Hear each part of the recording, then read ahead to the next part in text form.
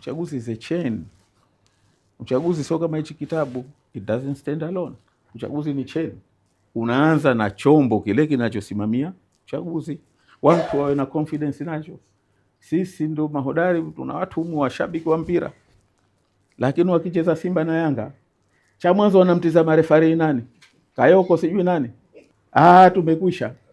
Na huwa zogo kweli kweli, lakini akiingia uwanjani akifanya utumbo, si anachukuliwa hatua. Sasa ikiwa inahitajika fairness ya hali ya juu, wanahitaji watu wawe na confidence kwenye kuchezesha mtu anayechezesha mechi ya mpira tu. Leo katika kuchagua kiongozi wa nchi, don't we need fairness? Bila fairness unaniambia wewe kwamba wewe tutakuwa na amani? Huwezi kuwa na amani kwa Mkapa ikiwa refa ataboronga. Tutakuwa na amani kwenye nchi ikiwa wasimamizi wa uchaguzi wataboronga? Na tayari they are made imani yao kwamba wao hawako pale kufanya fairness. Sasa tunaposema leo sisi tukata tusubiri kampeni, huku sasa hivi kumeshaharibika. I think bado tarudi pale pale kwamba naamini kwamba you'll be very proud of it, ya kazi yenu.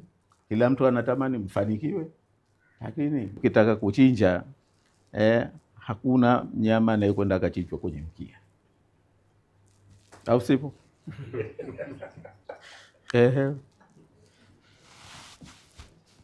Niambieni kama nakosea. Kwenda ukakata sikio ukasema huyu nishamchinji, au ukakata mguu ukawa hachinjiki, utakuwa umemtoa damu, lakini huyo huja mchinja. Ukitaka mchinja, sote tunajua wapi pa kuchinja. Hivyo leo itizameni nyenye, just ndio nasema inahitaji utmost good faith.